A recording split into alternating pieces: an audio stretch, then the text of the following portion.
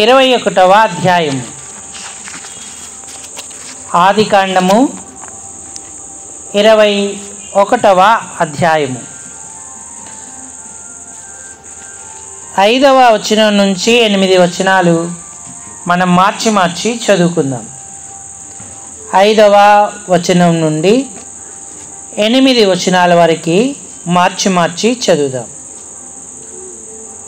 అబ్రహాము కుమారుడైన ఇస్సాకు అతనికి పుట్టినప్పుడు అతడు 100 ఏండ్లవాడు.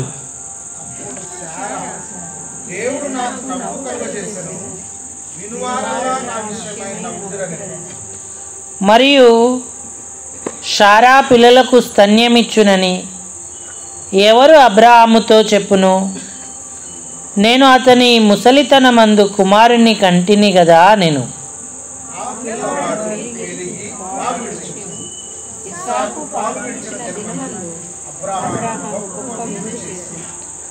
8వ వచనాన్ని మరోసారి అందరం బిగ్గరగా చదువుదాము.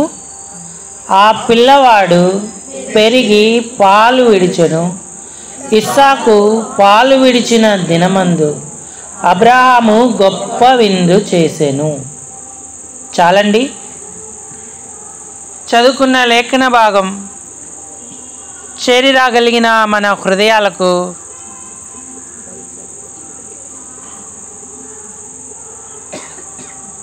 ప్రేమగల దేవుడు హెచ్చరికగా, పురికొల్పుగా, ఆశీర్వాదకరంగా, దీవెనకరంగా చేయునుగాక. ఆమేన్. ఒకసారి ఆ స్విచ్ ఆఫ్ చేసి ఆన్ చేయండి అన్న.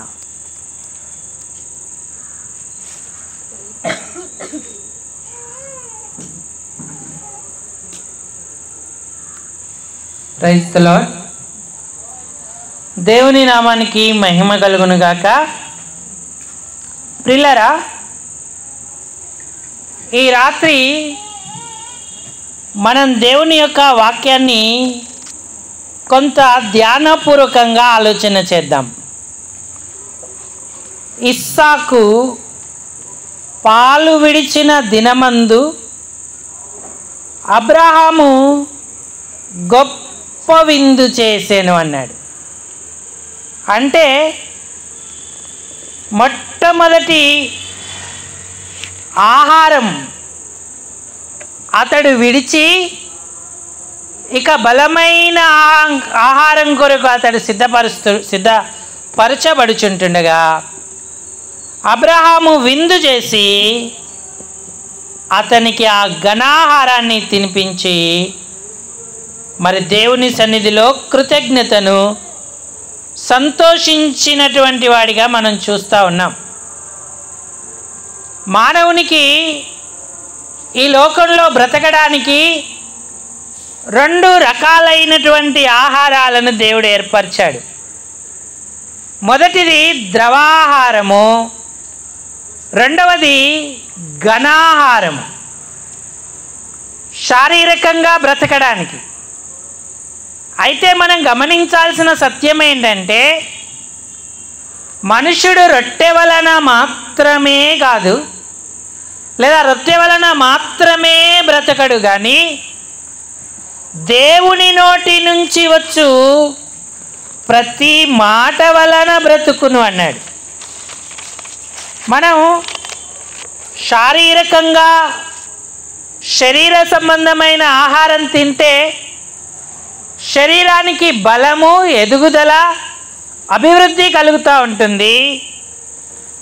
అలాగే ఆత్మ సంబంధమైన ఆహారం తీసుకుంటే ఆత్మకు కూడా బలం, ఎదుగుదల కలుగుతూ ఉంటుంది. ఆత్మలో అభివృద్ధి అవుతూ వర్ధిల్లుతూ ఉంటాం. ఇది ఒక సాంఘిక ఆచారం, అన్నప్రాసన. కొన్ని మతాచారాలలో కూడా ఈ ఆచారం ఉంది. అయితే మనం ఆధ్యాత్మిక పాఠాన్నే నేర్చుకోవాలి.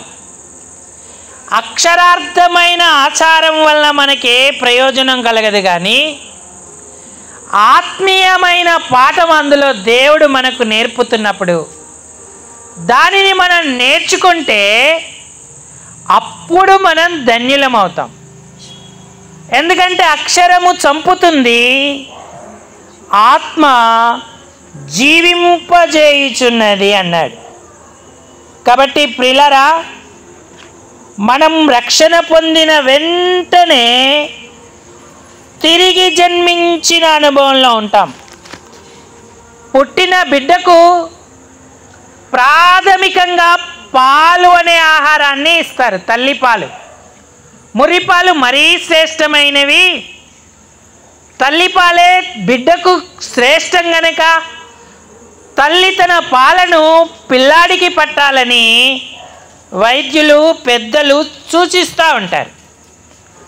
పుట్టిన బిడ్డ ఆకలితో ఉంటాడు, పాల కొరకు ఆశపడుతూ ఉంటాడు, ఆకలి తీర్చుకోవడానికి తల్లి యొక్క రొమ్మును వెతుకుతూ ఉంటాడు.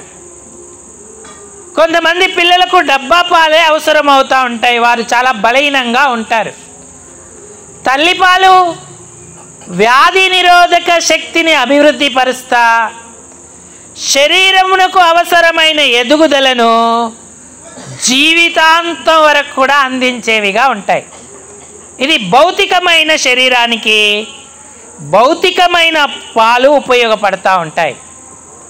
అయితే రక్షింపబడిన వారు తిరిగి జన్మానుభవములోకి వస్తారు. కాబట్టి దేవుని వాక్యం వారికి ఏం చెప్తుందంటే, మీరు రక్షణ విషయములో ఎదుగు నిమిత్తమై ఆ పాలను అపేక్షించుడి అంటూ ఉన్నాడు. చూడండి, పేతురు రాసిన మొదటి పత్రిక 2వ అధ్యాయం 1 నుంచి సహాయం చేయండి. ప్రభువు దయాళుడని మీరు రుచి చూచి ఉన్న యెడల సమస్తమైన దుష్టత్వమును సమస్తమైన కపటమును వేషధారణను అసూయను సమస్త దూషణ మాటలను మాని క్రొత్తగా జన్మించిన శిశువును పోలిన వారై నిర్మలమైన వాక్యమును పాల వలన రక్షణ విషయంలో ఎదుగు నిమిత్తము ఆ పాలను లేదంటే అక్కడ 1 అని కింద పుట్టినట్లో రాశాడు, నిర్మలమైన ఆత్మ సంబంధమగు పాల వలన. రక్షించబడిన బిడ్డకు వాక్యమే పాలు. ఆ వాక్యమే పాలుగా వారు స్వీకరించినప్పుడు వారు రక్షణ విషయములో ఎదుగుదురు అన్నాడు. ఇప్పుడు పుట్టిన బిడ్డకు తల్లిపాలు ఎంత అవసరమో రక్షించబడిన దేవుని బిడ్డకు వాక్యమనే పాలు అంత అవసరం. ఈ పాలు శరీరానికి శక్తినిస్తాయి. దేవుని యొక్క వాక్యం అనే పాలు ఆత్మకు శక్తినిస్తాయి, ఆత్మలో అభివృద్ధిని కలగజేసేవిగా ఉంటాయి. కాబట్టి రక్షణ అనే అనుభవంలోకి నువ్వు వచ్చావు. అసలు ఈ పాలు తాగాలంటే యేసును నీ సొంత రక్షకుడిగా దేవుడిగా నువ్వు అంగీకరించావా? ప్రభువుని నీ హృదయంలో చేర్చుకొని తిరిగి జన్మ అనుభవంలోకి వచ్చావా? అప్పుడే నీకు వాక్యం అనే పాల వలన బలం కలుగుతుంది. కాబట్టి ప్రియులారా, ఇక్కడ కూర్చున్న వారిలో ఎవరైనా, ఇంకా వాక్యం వింటున్న వారిలో ఎవరైనా ప్రభువును సొంత రక్షకుడిగా అంగీకరించకపోతే నువ్వు తిరిగి జన్మించలేదని అర్థం. శరీరం మూలంగా జన్మించినది శరీరం, ఆత్మ మూలముగా జన్మించినది ఆత్మనై ఉన్నది అన్నాడు. ఎప్పుడైతే దేవుని వాక్యం మనం విని పశ్చాత్తాపడి ప్రభువును అంగీకరిస్తామో అప్పుడు మనం రక్షణ అనుభవంలోకి వస్తాం. పాపులను రక్షించుటకే క్రీస్తు యేసు లోకమునకు వచ్చెను అన్నాడు. ఈ మాట నమ్మదగినది, సంపూర్ణ అంగీకారమునకు యోగ్యమై ఉన్నది అన్నాడు. ఎందుకంటే మనందరం తల్లిదండ్రుల ద్వారా లోకంలో జన్మించాం, పాపంలో పుట్టాం, పాపభూయిష్టమైన క్రియల చేత జీవిస్తూ ఉన్నాం. ఈ పాపము వలన మరణము అనే జీతం మన కొరకు సిద్ధమై ఉంది. మరణం అంటే శరీరంలో నుంచి ఆత్మ వెళ్ళిపోతుంది, ఇది భౌతిక మరణం. శరీరం మన్ను గనుక మంటిలో కలిసిపోతుంది. కానీ మనం మరణించిన తర్వాత తీర్పు జరుగుతుంది, అది రెండవ మరణము అన్నాడు. ఎవరైతే ప్రభువును అంగీకరించరో, పాపక్షమాపణ పొందరో వారు నిత్య నరకాగ్నిలో ఉంటారు. అగ్ని ఆరదు, పురుగు చావదు అన్నాడు. అందుకే ప్రభువైన దేవుడు మనల్ని అందరినీ కూడా తిరిగి జన్మింపజేయడానికి ఈ లోకానికి వచ్చాడు, ప్రాణం పెట్టాడు, రక్తం కార్చాడు, చనిపోయి 3వ దినాన తిరిగి లేపబడ్డాడు. పాపులనెల్లా ఆయన పిలుస్తున్నాడు. ప్రయాసపడి పాపభారం మోసుకొనుచున్న సమస్త జనులారా నా యొద్దకు రండి అంటున్నాడు. ఆయన స్వరం విని నేను పాపిని ప్రభాని పశ్చాత్తాపడితే మనం తిరిగి జన్మిస్తాము. దేవుని వాక్యం అనే పాలు మనకు దొరుకుతాయి.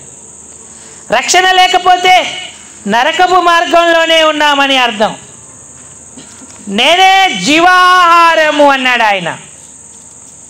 పరలోకము నుండి దిగి వచ్చిన ఆహారాన్ని నేనే. ఎవడైతే నా యందు విశ్వాసం ఉంచుతాడో, ఎవరైతే నన్ను తింటారో వారు నిత్య జీవం గలవారని చెప్పారు. పరలోకము నుండి దిగి వచ్చిన ఆహారమైన ప్రభువైన యేసుక్రీస్తును నువ్వు అంగీకరిస్తే ఈ గొప్ప భాగ్యం నీకు లభిస్తుంది. ధన్యుడవుతావు.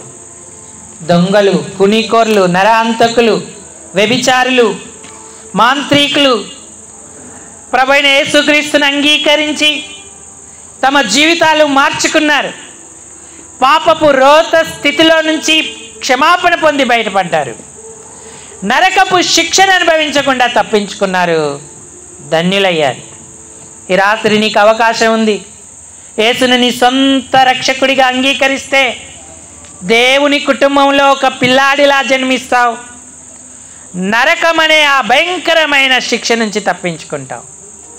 దీనికి మనం చేయాల్సిందల్లా ఏం లేదు. నేను పాపిని ప్రభాని పశ్చాత్తాపడితే చాలు. అయ్యా, నా కొరకు వచ్చిన జీవాహారం నీవేనని నేను ఒప్పుకుంటున్నాను, నన్ను క్షమించు అంటే చాలు. దేవుడు కృపనిస్తాడు, తిరిగి జన్మింపజేస్తాడు, రక్షణను నీకు అనుగ్రహిస్తాడు. ఒకవేళ రక్షించబడి దేవుని పిల్లలమై ఉంటే మనం దేవుని ఇంటిలో పుట్టినటువంటి పసిపిల్లలము అని గుర్తుంచుకోవాలి. పిల్లలు పుట్టిన వెంటనే ఘనాహారం పెట్టరు, ద్రవాహారమే ఇస్తారు. వారి అవయవాలు ఆ బలమైన ఆహారం స్వీకరించడానికి సిద్ధమయ్యేంత వరకు ద్రవ పదార్థాలతోనే పిల్లవాడిని పెంచడానికి తల్లిదండ్రులు చూస్తూ ఉంటారు. దేవుడు కూడా మొట్టమొదట వాక్యమనే పాలను, ఆత్మ సంబంధమైన ఆహారమగు పాలను తన ఇంటిలో పుట్టినటువంటి పిల్లలందరికీ కూడా అనుగ్రహిస్తున్నాడు. ఆ పాలు ఎంతో శ్రేష్టమైనవి. ఆ పాలను స్వీకరిస్తూ మనం రక్షణ విషయంలో ఎదిగేటువంటి వారంగా ఉండాలి. మరి ఈ వాక్యం అనే పాలు నువ్వు స్వీకరిస్తూ ఉన్నావా? చిన్నపిల్లాడే కానీ పెద్దవారే కానీ ఆరోగ్యంగా ఉన్నారు అనడానికి సూచన ఏంటంటే వారు చక్కగా పాలు తాగడం, లేదా పెద్దవారైతే ఆహారాన్ని తినడం.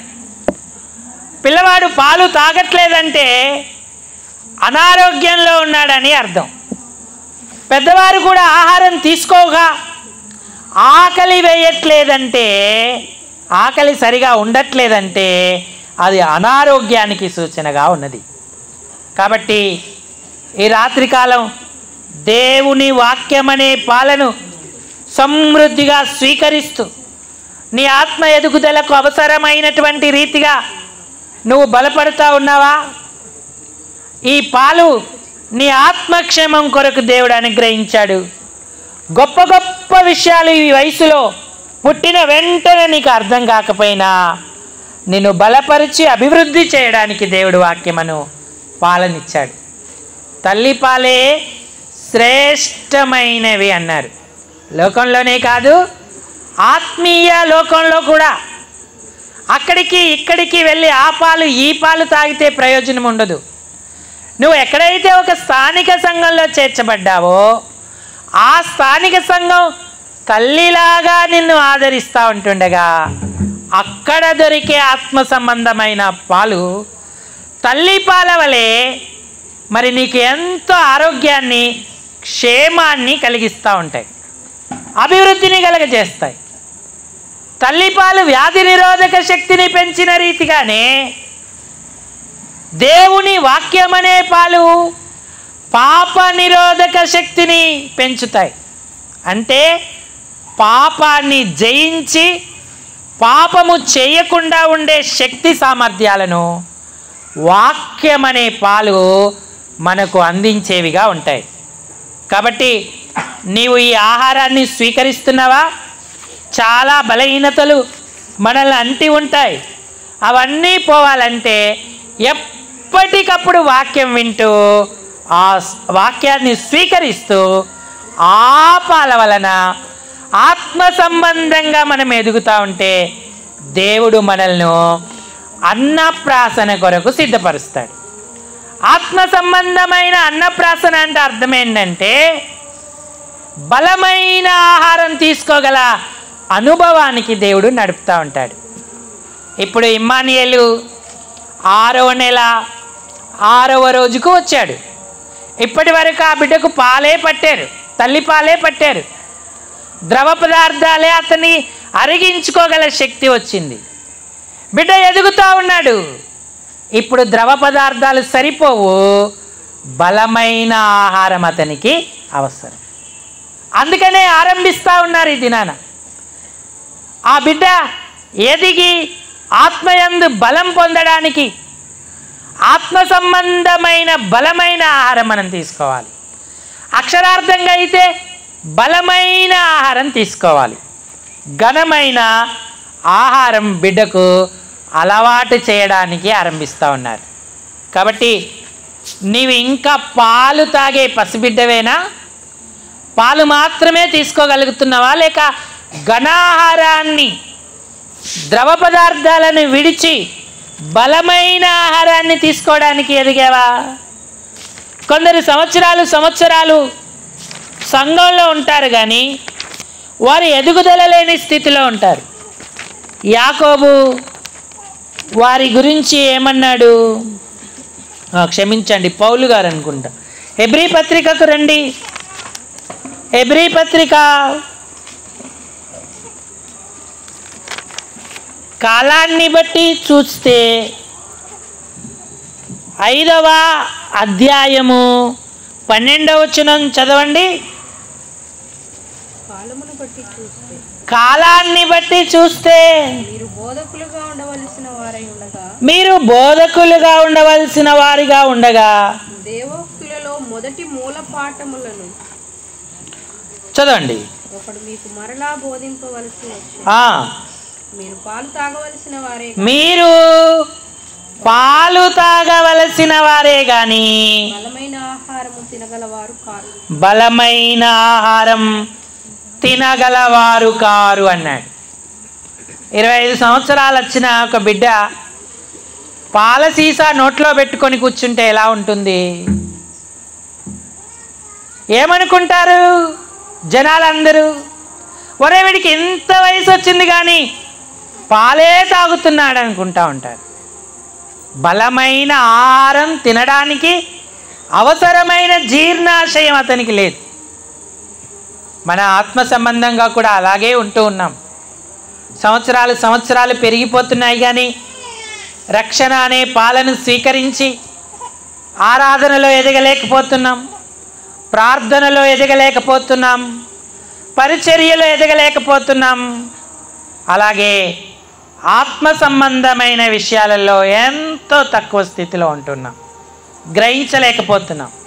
చిన్న బిడ్డకు వివేచన ఉండదుగా, మంచి చెడులు తెలియవుగా. వయసుకు వచ్చిన వారు మంచి చెడులను గుర్తించగలుగుతారు, దాని ప్రకారంగా నడుచుకోగలుగుతారు. అలాగే ఆత్మీయంగా మనం ఎదిగినప్పుడు ఏది దేవుని చిత్తమో గ్రహించగలుగుతాం, ఏది దేవుని చిత్తం కాదో గ్రహించగలుగుతాం. పాల కంటే బలమైన ఆహారం తీసుకొని ఎదగవలసిన వారంగా మనం ఉన్నాం. మీరు బలమైన ఆహారం తీసుకొనగలవారు కారు అన్నాడు. ఇక అన్నం మీకేం సరిపోతుంది? అన్నం ఎలా పెట్టాలి? మీకు పాలు తాగించే మిమ్మల్ని పంపించాలి అని కొరంథీ పత్రికలో అంటున్నాడు. కొరంథీ మొదటి పత్రిక 3వ అధ్యాయము 1వ వచనం నుంచి సాయం చేయండి. సహోదరులారా, ఆత్మ సంబంధమైన మనుషులతో మాట్లాడినట్టు నేను మీతో మాట్లాడలేకపోయాను. శరీర సంబంధులైన మనుషులే అనియు క్రీస్తునందు పసిబిడ్డలే అనియు మీతో మాట్లాడవలసి వచ్చింది. మీతో ఏంటి? కొరంథీ సంఘస్థులు పసిబిడ్డలా? కొరంథీ సంఘం గురించి తెలుసా? ఏ కృపా వరములోనూ లోపము లేని వారు అన్నాడు. సమస్త జ్ఞానములో మీరు ఐశ్వర్యవంతులైతిరి అన్నాడు. ఎన్ని మంచి లక్షణాలు ఉన్నాయి. కొరంథీ సంఘంలో కలలు కనే వాళ్ళు ఉన్నారు, దర్శనాలు చెప్పేవారు ఉన్నారు, ప్రవచనాలు మాట్లాడేవారు ఉన్నారు, జ్ఞానవాక్యం, బుద్ధివాక్యం, స్వస్థత వరం కలిగిన వారు అందరూ ఉన్నారు. కానీ వారిని అందరిని అంటున్నాడు పౌలు గారు, మీరు పసిబిడ్డలే, క్రీస్తునందు మీరు పసిపిల్లలై ఉన్నారు. చదవండి. అప్పటిలో మీకు బలము చాలకపోయినందున పాలతోనే మిమ్మును పెంచి తిని గాని అన్నముతో మిమ్మును. అసలు అన్నం రుచే మీకు తెలియదు. వరాలు ఉన్నాయి కదండి, వరాలున్న వాళ్ళందరూ ఆత్మీయులు అనుకుంటారు. చాలా నాకు దర్శనాలు వస్తాయి, కళలు వస్తాయి, ప్రవచనాలు చెప్తాను, ఓ ఇంత అంత ప్రార్థన చేస్తాను, నేను ప్రార్థన చేస్తే పలానా వారు మారారు, వీరు మారారు అనుకుంటా ఉంటాం. ఇన్ని కృపావరాలున్న సంఘాన్ని, వ్యక్తులనే మీకు అసలు అన్నమే తెలియదు, అన్నం రుచే తెలియదు, పసిబిడ్డలే అంటూ ఉంటే మరి మన పరిస్థితి ఏంటి? మనం ఎక్కడున్నాం? ఇంకా దేవునిలో బలమైన ఆహారం తీసుకునేటువంటి అనుభవానికి మనం రాగలుగుతున్నామా? వస్తున్నామా? కాబట్టి ఈ చిన్న చిన్న విషయాల మీద కాదు, బలమైన ఆహారం తీసుకోవడానికి, ఘనాహారం తీసుకోవడానికి సిద్ధపడాలి. ఆత్మీయంగా నీకు అన్నప్రాసన జరిగిందా? పాలు విడిచిన దినమందు అబ్రహాము గొప్ప విందు చేశాడు. నువ్వు నిజంగా ఆత్మ సంబంధమైన అన్నాన్ని ముట్టబోతూ ఉంటుంటే పరలోకపు తండ్రి కూడా నీ కొరకు గొప్ప విందే చేస్తాడు, అబ్రహాములాగా చేస్తాడు. నీ గురించి ఆయన సంతోషించేటువంటి వాడిగా ఉంటాడు. ఈనాడు ఇమ్మానుయేలు శరీర అభివృద్ధికి, శారీరకంగా బలపడి ఎదగడానికి ఆయన కొరకు అన్నప్రాసన కార్యక్రమం సిద్ధపరచబడింది. రక్షించబడి పాలను స్వీకరిస్తూ ఉన్న మనం, ఆత్మ సంబంధంగా ఎదుగుతున్న మనం, ఆత్మ సంబంధమైన పాలను స్వీకరిస్తున్న మనం, మరి ఆ అన్నాన్ని ముట్టడానికి సిద్ధమవుతా ఉన్నామా? బలమైన ఆహారం కొరకు మన శరీర అవయవాలు, మన ఆత్మ సంబంధమైన అవయవాలు సిద్ధపడతా ఉన్నాయా? ఆ వాక్యాన్ని గ్రహించగలిగితే మనం ఎంతో ధన్యులం అవుతాం, బలవంతులము, సామర్థ్యవంతులం అవుతాం. మరి అరణ్యయాత్రలో దేవుడు వారికి మన్నా అనే ఆహారాన్ని ఇచ్చాడు. ఆకాశం నుంచి దాన్ని కురిపించాడు. అది దేవదూతల ఆహారం. ఆ ఆహారము తిన్నటువంటి వారు ఎంతో బలంగా ఉన్నారు. అందులో కాలేబు ఒక్కరు. దేవుడిచ్చిన ఆహారాన్ని బట్టి అతడు సనగలేదు, గొనగలేదు. ఆ ఆహారానికి ప్రార్థించుకున్నాడు, ఆ అన్నమే తిన్నాడు. 40 సంవత్సరాలప్పుడు ఎంత బలమున్నదో, 84 సంవత్సరాలప్పుడు కూడా నాకంతే బలమున్నది అన్నాడు. శారీరకంగా బలహీనుడే అయినా ఆత్మీయంగా బలవంతుడై ఉన్నాడు. అందుకే అరణ్యయాత్రలో అన్ని శోధనలను జయించాడు. వాగ్దాత్త దేశంలో అడుగుపెట్టాడు. అనాకీయులు అనేటువంటి వారు, అర్బా అనేటువంటి గొప్ప రాజు హెబ్రోనులో ఉంటుండగా వారిని జయించి ఆ హెబ్రోను అనే ప్రాంతాన్ని ఆయన పట్టుకున్నాడు. ఎన్నడూ మన్నా మీద ఆయన ఫిర్యాదు చేయలేదు. ఆ బలాన్ని స్వీకరించాడు. కానీ ఇశ్రాయేలీలు ఏం చేశారంటే, మనం సంఖ్యాకాండంలో చూస్తే కనబడుతుంది మనకు, చవిటి సారములు లేని ఈ అన్నము, ఈ మన్నా ఎంతకాలం నువ్వు నాకు పెడతావు? అయ్యో, ఐగుప్తులో మేము కూరకుండల యొద్ద కూర్చొని చేపలు, మాంసము, ఉల్లిపాయలు, తెల్లగడ్డలు వండుకొని తినుచుంటిమే, ఇప్పుడు మాకు మాంసం ఎవడు పెట్టును అని ఏడుస్తూ వచ్చారు. దేవుడు ప్రేమించి ఇచ్చిన ఆహారాన్ని తృణీకరించారు. వారికి ఇష్టమైన ఆహారాన్ని కోరుకున్నారు. బలహీనులయ్యారు. శోధనలను జయించలేకపోయారు. అరణ్యంలో ఎండిన ఆకుల వలె రాలిపోయారు. బలం తెచ్చుకోలేకపోయారు. ప్రియులారా, ఈనాడు ఆత్మీయ యాత్రలో ఉన్న మనం దేవుడు అనుగ్రహించే ఆ వాక్యపు మన్నాను పొందుకోగలుగుతున్నామా? స్వీకరించగలుగుతున్నామా? అప్పుడే మనం ధన్యులం అవుతాం. యెహోషువ, కాలేబులు వాగ్దత్త దేశంలో అడుగు పెట్టారంటే అదే రహస్యం.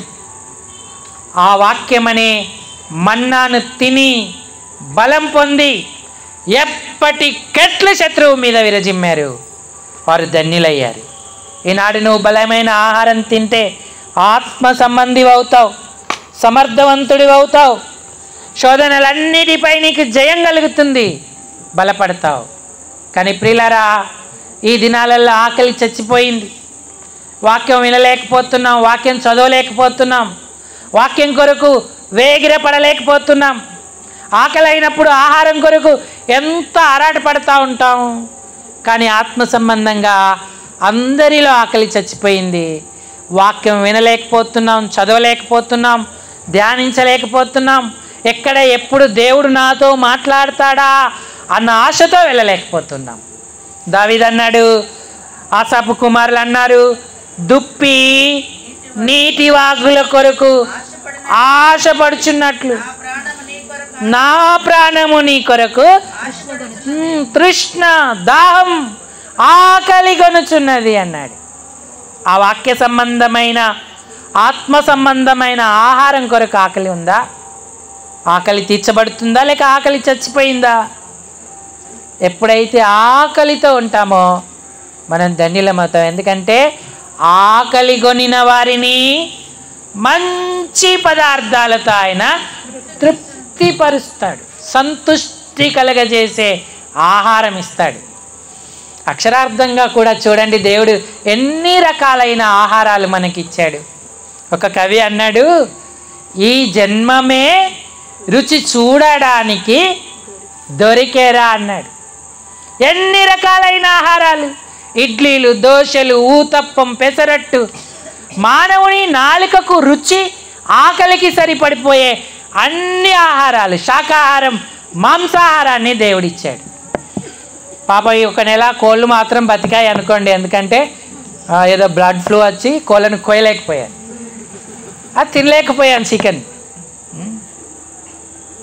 ఎంత రుచికరమైన ఆహారం దేవుడు మానవునికి ఇచ్చాడు. అందుకే ఆయన అన్నాడు, సమ్మతించి మీరు నా మాట వింటే భూమి యొక్క మంచి పదార్థాలన్నీ మీరు అనుభవింతురు అన్నాడు. మరి ఆత్మ సంబంధంగా ఇంకెన్ని శ్రేష్టమైన ఆహార పదార్థాలు ఉన్నాయి? ఎప్పుడు వాక్యం విన్నా తృప్తి కలుగుతుంది. నువ్వు సిద్ధపడి ఉంటే, ఎప్పుడు వాక్యం కొరకు ఎదురు చూస్తూ ఉంటే తప్పకుండా నీ ఆత్మకు ఆహారం లభిస్తుంది. ఇది జుంటి తేనె దారల కంటే మధురమైనది. లోకంలో ఉన్న ఇతరమైన ఆహార పదార్థాల కంటే కూడా శ్రేష్టమైనది. అందుకే భక్తుడు పాడతాడు, వాక్యా మన్నతో పోషించి. ఆ చరణం పాడుకుందాం. పాశ్రం గారు పాడతారు. వాక్యా మన్నతో పోషించి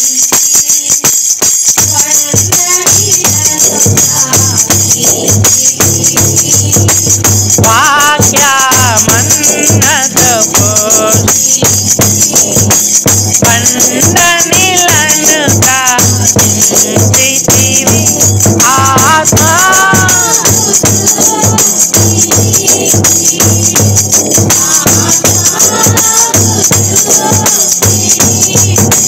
ప్రభువా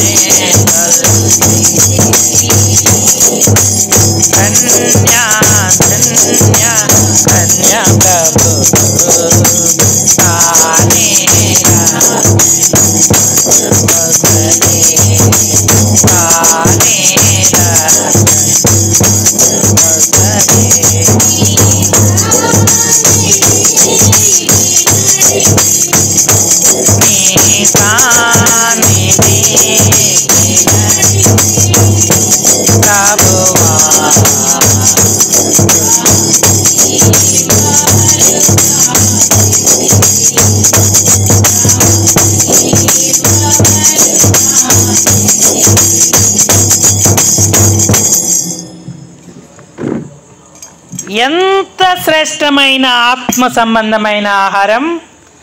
ఒక్క శుక్రవారం కోల్పోతే బాధపడాలి. అయ్యో ఈరోజు ఏ వాక్యం సంఘంలో చెప్పబడిందో, ఒక సంఘ ప్రార్థన కోల్పోతే మనసు చివుక్కుమనాలి. అయ్యో రాత్రికాల ప్రార్థనలో నేను గడపలేకపోయానే, ప్రభువు నాకు ఏ ఆహారం సిద్ధపరిచాడో నేను పొందలేకపోయాననే బాధ మనకు ఉండాలి. ఎన్ని పరిశుద్ధ విశ్రాంతి దినాలు కోల్పోయావు, ఎంతగా నువ్వు దూరం అవుతా ఉన్నావు ఆలోచిస్తూ ఉన్నావా? బలహీన పడిపోతాం. ఈ ఒక్క సంఘమే ఉందా? చుట్టుపక్కల ఎన్నో సంఘాలు ఉన్నాయి, ఎక్కడికైనా నేను ఆహారాన్ని సంపాదించుకోగలను అనుకుంటున్నావేమో. ఇంటి భోజనము కంటే శ్రేష్టమైన భోజనం నీకు ఎక్కడా దొరకదు. తిరుపతిలో పాపం ఒక సహోదరుడు ఉన్నాడు. వారి భార్య అన్ని రకాల చక్కగా ఆహారాలన్నీ పెట్టేది. ఆ భార్య భౌతికంగా ఉన్నప్పుడు వారు భౌతికంగా చక్కని ఆహారం తిని ఆరోగ్యంగా ఉన్నాడు. కానీ దేవుడు ఆ భార్యను నిత్యత్వానికి పిలిచాడు. ఒంటరివాడయ్యాడు, ఇంట్లో వండుకోలేడు, బయట తింటే అనేక రకాలైన జబ్బులతో బాధపడుతూ ఉండేవాడు. ఎంతో అనారోగ్యం అతన్ని ఆవరించింది. ఎంత బాధపడుతూ ఉన్నాడో. మరి ఇంటి సంబంధిత శ్రేష్ట ఆహారం నీకు దొరుకుతూ ఉంటుండగా ఎక్కడెక్కడికో వెళ్ళి నీ ఆరోగ్యాన్ని ఎందుకు పాడు చేసుకుంటావు? నీ ఆత్మ సంబంధమైన ఆహారం ఆత్మ సంబంధమైన దేవుని సంఘంలోనే నీకు దొరుకుతుంది. దానిని నిండారులుగా ఆహారంతో ఆయన నింపుతున్నాడు. అక్కడ కొరత లేకుండా, కరువు లేకుండా ఉంటుంది. బేత్లెహేమ్ అంటే అర్థం ఏంటంటే రొట్టెల ఇల్లు అని అర్థం. ఆహార సమృద్ధి గల చోటు. ఎవరు కూడా అనారోగ్యంతో ఆకలితో వెళ్ళనటువంటి స్థలం మన స్థానిక సంఘం. దాన్ని హత్తుకొని జీవించిన వారు ఎంతో ధన్యులు. ఆబలమైన ఆహారం చేత వారు బలపడి లోకంలో, కుటుంబంలో, వ్యక్తిగతంగా వస్తున్న శోధనలన్నిటినీ కూడా జయించగలుగుతారు. ప్రభు కొరకు ఘనకార్యాలను చేసేవారిగా ఉంటారు. వరాలు ఉండడం వేరు, ఆత్మ సంబంధులుగా ఉండడం వేరు. వరాలతో సేవించాలి, అలాగే ఫలాలతో కూడా ప్రభువును మనం సేవించాలి. వరం ఉండడం ఆత్మీయతకు గుర్తు కాదు, ఫలం ఉండడమే ఆత్మీయతకు గుర్తు. కాబట్టి నువ్వు బలమైన ఆహారం తిని ఎదుగుతూ దేవుని కొరకు ఫలిస్తూ సమర్థవంతంగా ఉంటున్నావా? ఆ బలమైన ఆహారం అరిగించుకోలేకపోతున్నావా? కొందరు జీవితాలు చాలా చిత్రం.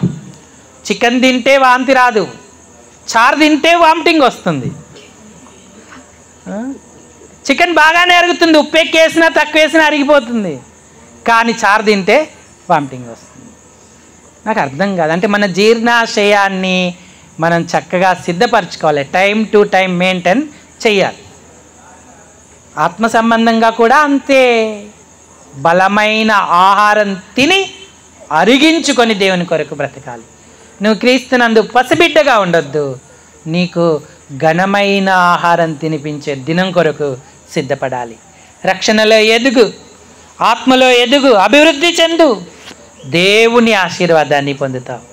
కాబట్టి ప్రియులారా, ఈనాడు ఇమ్మాన్యుయేల్ యొక్క అన్నప్రాసన మన ఆధ్యాత్మిక జీవిత అన్నప్రాసనను గుర్తు చేస్తుంది.